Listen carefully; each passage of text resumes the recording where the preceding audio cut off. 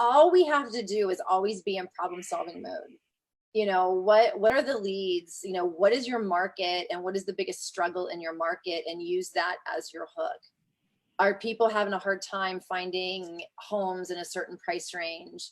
Are people having a hard time with this or that? I mean, what is your market, Nasira? It's very high, like in terms of the pricing is very high, right? So, and the mortgage rules have changed, so people qualifying is a problem.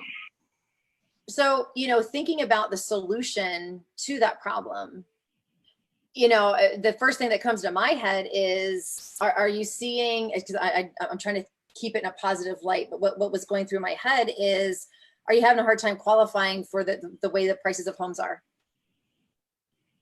And put something, you know, and just think about what message you want to put across to these people to get them to raise their hand.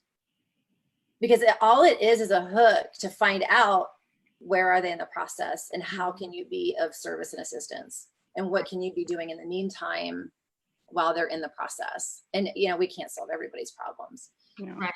So I'm so sorry, but I'm heavily confused as to, I still have 2,800 leads. I don't know what to do with. I don't know how to filter.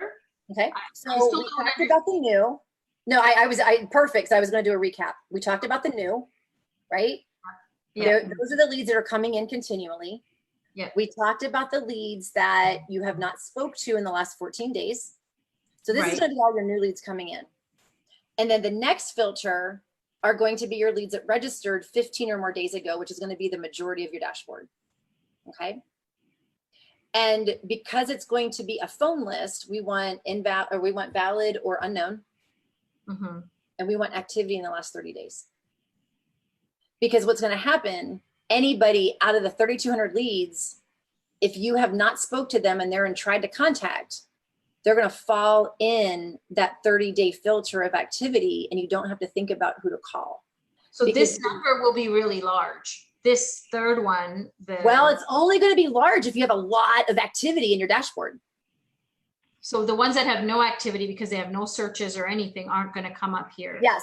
So when you look at your dashboard as layers, you got new, you've got registered the last 14 days, leads that are actively engaged with emails in the last 30 days. And then every filter after that, you can break up into hasn't been active from 31 to 90 days, 91 to 180 days. Because if you haven't been active in 3 years on my dashboard, you are not my highest priority. But we have a better chance of communicating with the leads that have been within the last 30 days, 2 months, 3 months, 6 months.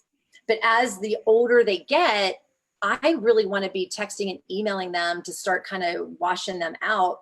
And, you know, so my communication changes. On my leads that registered the last 14 days, I'm only going to be calling them every other day. It used to be, they used to get 10 dials in 14 days from me.